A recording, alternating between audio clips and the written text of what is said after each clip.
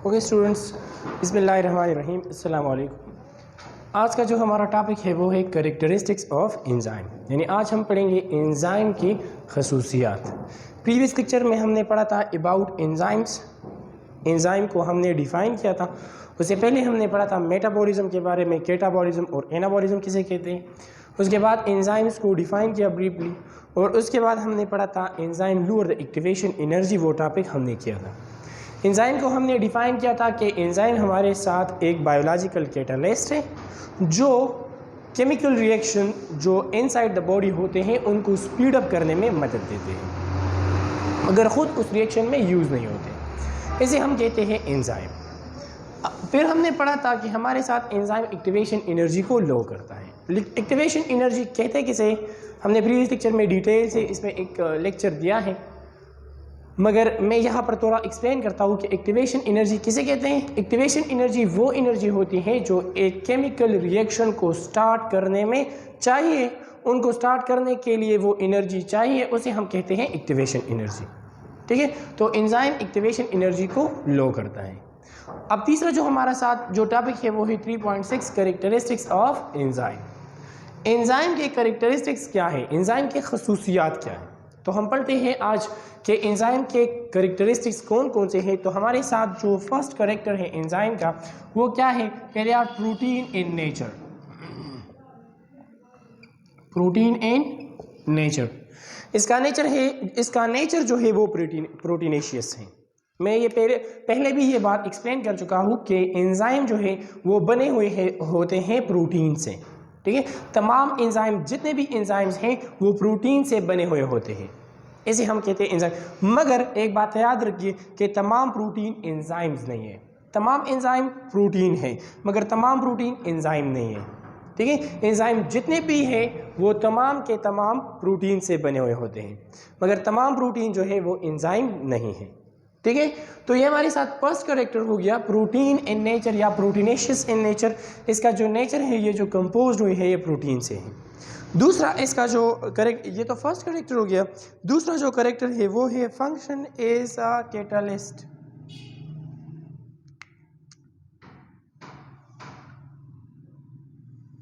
As catalyst, हमने पढ़ा था कि एंजाइम एक बायोलॉजिकल कैटलिस्ट है which speed up the chemical reaction. हमारे साथ एज अ कैटलिस्ट एंजाइम काम करता है। ये ब्रेक डाउन करता है किसके, कम्प्लेक्स मॉलिक्यूल के इनटू सिंपलर मॉलिक्यूल, वो केमिकल रिएक्शन जिसमें कम्प्लेक्स मॉलिक्यूल सिंपल मॉलिक्यूल में कन्वर्ट हो जाए या लार्ज मॉलिक्यूल स्मॉलर मॉलिक्यूल में कन्वर्ट हो जाए with the help of enzyme.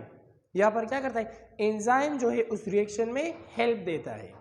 और कैसे हेल्प देता है, हमने पढ़ा था पिछले लेक्चर में कि हमारे साथ वो एक्टिवेशन एनर्जी को लो करता है। तो यहाँ पर एंजाइम एज अ कैटलिस्ट काम करता है, एज अ बायोलॉजिकल कैटलिस्ट यहाँ पर काम करता है इनसाइड द लिविंग ऑर्गेनिज्म। ठीक है, थर्ड नंबर जो हमारे साथ प्रॉपर्टी है, जो कैरेक्टर हैं वो है हमारे साथ कि एंजाइम स्पेसिफिक इन फंक्शन। हमारे साथ क्या है, specific in action.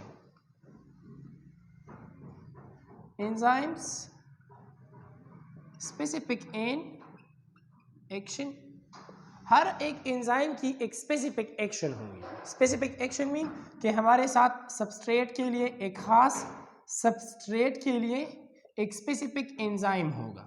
Specific enzyme, substrate हम किसे कहते हैं, जिसके साथ एंजाइम अटैच होता है उसे हम क्या कहते हैं, उसे हम कहते हैं सबस्ट्रेट। ठीक है, तो एक खास सबस्ट्रेट के लिए एक खास एंजाइम होगा। ठीक है, प्रोटीन के लिए अलग एंजाइम, कार्बोहाइड्रेट के लिए अलग एंजाइम, लिपिड के लिए अलग एंजाइम, स्टमक में अलग एंजाइम, रिस्पायरेशन के लिए अलग एंजाइम। तो हमारे साथ अलग अलग एंजाइम एक सबस्ट्रेट के साथ होंगे। सबस्ट्रेट हम रिएक्टेंट को कहते हैं जिसके साथ एंजाइम अटैच होता है। और हमारे साथ एक स्पेसिफिक रिएक्शन में स्पेसिफिक रिएक्शन में क्या होंगे, स्पेसिफिक एंजाइम यूज होंगे। Specific enzyme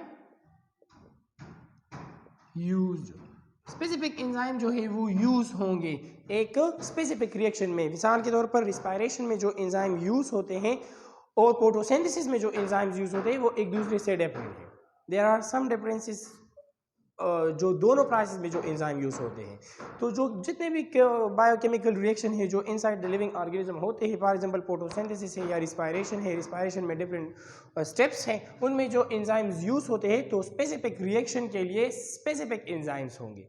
for example 15 enzyme stomach में काम करता है, वो दूसरी जगह पर काम नहीं करता क्योंकि इसके लिए एक खास पीएच है, एक खास एनवायरनमेंट है। या रिस्पायरेशन में एंजाइम्स, डिफरेंट एंजाइम्स वो वर्क करते हैं, वो फोटोसिंथेसिस में शायद उसके लिए जगह ना हो काम करने के लिए। तो हमारे साथ इस सेंटेंस का मतलब यह है कि enzyme specific in action mean कि हर एंजाइम एक खास काम करेगा, खास सबस्ट्रेट के साथ अटैच होगा, खास सबस्ट्रेट का ब्रेकडाउन करेगा और खास रिएक्शन में यूज़ होगा। हर एक एंजाइम हर काम नहीं कर सकता, हर रिएक्शन में दखल अंदाजी नहीं कर सकते तमाम एंजाइम, या हर सबस्ट्रेट के साथ अटैच नहीं हो सकते। तो ये हो गया हमारे साथ थर्ड कैरेक्टर। फोर्थ कैरेक्टर जो है वो क्या है? A small amount of enzyme needed to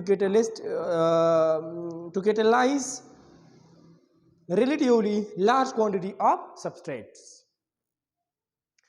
fourth number property हमारे साथ क्या है? वो ये है कि स्मॉल अमाउंट ऑफ एंजाइम्स जो होते हैं, स्मॉल अमाउंट ऑफ एंजाइम्स वो ब्रेक डाउन कर सकते हैं या उस रिएक्शन का हिस्सा बन सकते हैं for large substrate, large amount of या लार्ज क्वांटिटी ऑफ सबस्ट्रेट्स।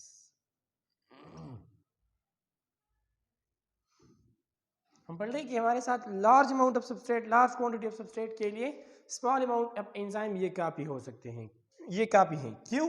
क्योंकि एंजाइम एक बायोलॉजिकल रिएक्शन में खुद यूज़ नहीं होते। जितने भी एंजाइम्स हैं वो बायोलॉजिकल रिएक्शन में खुद यूज़ नहीं होते, उसी तरह वो प्रोडक्ट में भी आते हैं जिस तरह वो रिएक्टेंट में एंटर हुआ था। तो एंजाइम्स यूज़ नहीं होते, सबस्ट्रेट की यूज़ होती है, वो सबस्ट्रेट जो होते हैं वो प्रोडक्ट में कन्वर्ट हो जाते हैं, मगर एंजाइम उसी तरह जिस शेप में वो एंटर हुआ था उसी शेप में वो प्रोडक्ट एज अ प्रोडक्ट आएगा। तो एंजाइम की यूज़ नहीं होती यहाँ पर, हमारे साथ सबस्ट्रेट की ब्रेक डाउन होती है। तो स्मॉल अमाउंट ऑफ एंजाइम ये काफ़ी होते हैं for large quantity of substrate, ज़्यादा सबस्ट्रेट के लिए स्मॉल अमाउंट ऑफ एंजाइम्स ये काफ़ी होते हैं उसके ब्रेक डाउन करने के लिए या उसके उस रिएक्शन को फॉरवर्ड करने के लिए। नेक्स्ट जो हमारे साथ है फिफ्थ वन, एंजाइम जो है वो सिंथेसिस होते हैं inside the cell.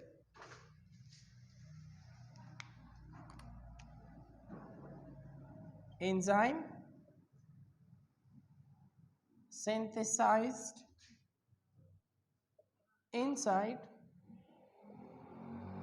the cells। Enzyme जो है वो सेल में इनसाइड बनते हैं, क्योंकि हमने पढ़ा था कि एंजाइम हमारे साथ प्रोटीन से बने हुए होते हैं। तो एंजाइम जो है वो इनसाइड द सेल्स सिंथेसाइज होते हैं। क्यों? क्योंकि यहाँ पर माइटोकॉन्ड्रिया है, माइटोकॉन्ड्रिया जो है वो प्रोटीन सिंथेसिस करते हैं। तो प्रोटीन सिंथेसिस जो होती है उसी में हमारे साथ एंजाइम की सिंथेसिस भी होती है। तो यहाँ पर हम पढ़ते हैं कि एंजाइम जो है वो इनसाइड द सेल्स सिंथेसिस, यानी एंजाइम की फॉर्मेशन जो है वो इनसाइड द सेल्स होते हैं। अब कुछ एंजाइम जो है वो वर्क करते हैं inside the cell. Some enzymes work inside the cells. कुछ एंजाइम्स जो है वो इनसाइड द सेल्स यानी सेल के अंदर काम करते हैं। फॉर एग्जांपल हमारे साथ क्या है? मिसाल के तौर पर mitochondrial enzymes, for example mitochondrial enzymes. Mitochondria में हमारे साथ रिस्पायरेशन का जो दो स्टेप्स हैं, क्रेब्स साइकिल और इलेक्ट्रॉन ट्रांसपोर्ट चेन, वो माइटोकॉन्ड्रिया में होते हैं। तो माइटोकॉन्ड्रिया में क्या होते हैं? उस रिस्पायरेशन के लिए डिफरेंट टाइप ऑफ एंजाइम्स की रिक्वायरमेंट्स होती हैं, वो एंजाइम्स यूज़ होते हैं इनसाइड द सेल। तो ऐसे एंजाइम्स जो यूज़ होते हैं इनसाइड द सेल्स उसे हम क्या कहते हैं? Intracellular enzymes, called intracellular enzymes.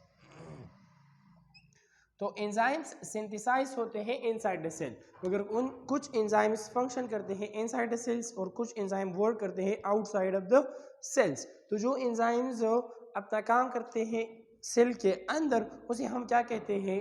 Intracellular enzymes. ठीक है, जैसे कि माइटोकॉन्ड्रियल एंजाइम्स हैं, माइटोकॉन्ड्रिया में कुछ एंजाइम्स हैं जो फंक्शन करते हैं इनसाइड द सेल्स, उसे हम क्या कहते हैं, इंट्रासेलुलर एंजाइम्स। अब कुछ एंजाइम्स हैं, some enzymes work outside the cell,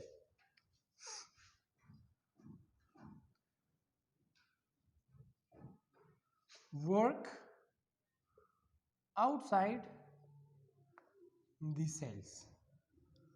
कुछ एंजाइम्स जो है वो आउटसाइड द सेल्स काम करते हैं, जिसे हम क्या कहते हैं, जिसे हम कहते हैं एक्स्ट्रासेलुलर एंजाइम, एक्स्ट्रासेलुलर एंजाइम्स, जिसे एक्स्ट्रासेलुलर एंजाइम्स कहते हैं। जैसा कि हमारे साथ फॉर एग्जांपल पेप्सिन है, पेप्सिन हमारे साथ वो एंजाइम या ट्रिप्सिन एंजाइम है, वो एंजाइम्स जो स्टमक में काम करते हैं, ब्रेक डाउन ऑफ फूड में हेल्प देते हैं, उसे हम पेप्सिन एंजाइम कहते हैं। तो ये एंजाइम आउटसाइड द सेल जो है वो अपना फंक्शंस एक्ट करते हैं, इसे हम कहते हैं एक्स्ट्रासेलुलर एंजाइम्स। ठीक है, तो हमारे साथ जो फिफ्थ करेक्टर था एंजाइम का वो ये था कि हमारे साथ ये इनसाइड द सेल सिंथेसाइज होते हैं। कुछ एंजाइम्स सेल के अंदर काम करते हैं, जिसे हम कहते हैं इंट्रासेलुलर एंजाइम। कुछ एंजाइम वर्क करते हैं आउटसाइड ऑफ द सेल, जिसे हम कहते हैं extracellular enzymes.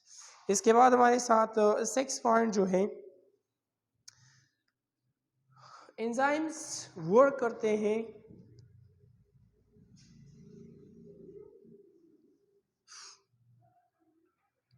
some enzymes work together,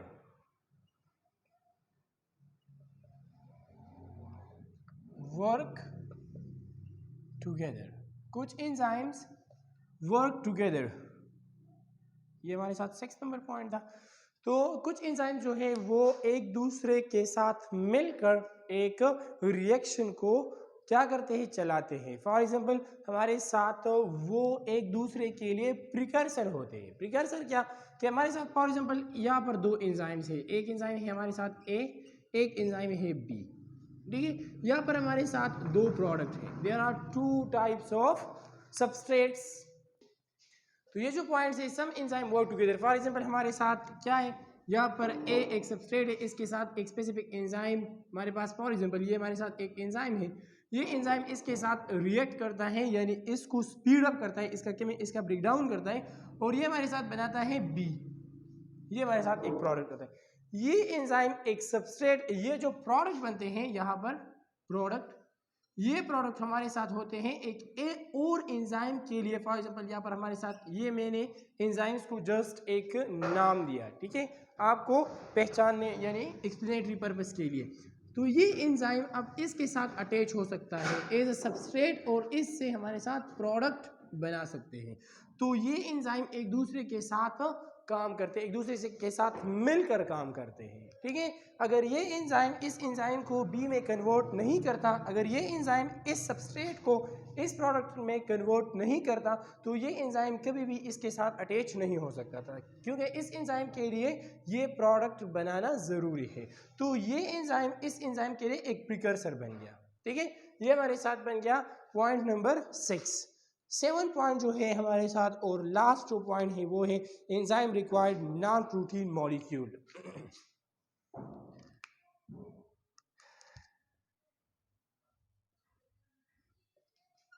enzyme required non protein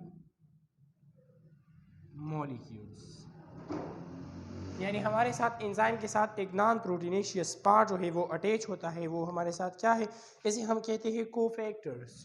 cofactors, वो कोफैक्टर्स जो है वो आते हैं एंजाइम के साथ अटैच होते हैं, और एंजाइम्स के फंक्शन में यानी उसके काम में उसे हेल्प देते हैं। तो some enzyme required non proteinaceous part, जिसे कोफैक्टर कहते हैं। इंशाल्लाह अगले लेक्चर में हम कोफैक्टर पर बात करेंगे कि कोफैक्टर हम किसे कहते हैं, तो ये पॉइंट उसमें ज़्यादा क्लियर हो जाएगा। मगर यहाँ पर जस्ट इसको याद रखिएगा कि enzyme required non protein molecule, कुछ एंजाइम के लिए एक नॉन प्रोटीनेशियस पार्ट की ज़रूरत होती है, जिसे हम कोफैक्टर कहते हैं। अभी हमारे साथ लेक्चर थोड़ा लंबा होता है, थोड़ा लॉन्ग हो जाएगा, तो कोफैक्टर को इंशाल्लाह हम अपने अगले लेक्चर में डिस्कस करेंगे। कोफैक्टर हम किसे कहते हैं, इनके टाइप्स कौन कौन से हैं, वो अपने अगले लेक्चर में डिस्कस करेंगे। That's enough for today, thank you.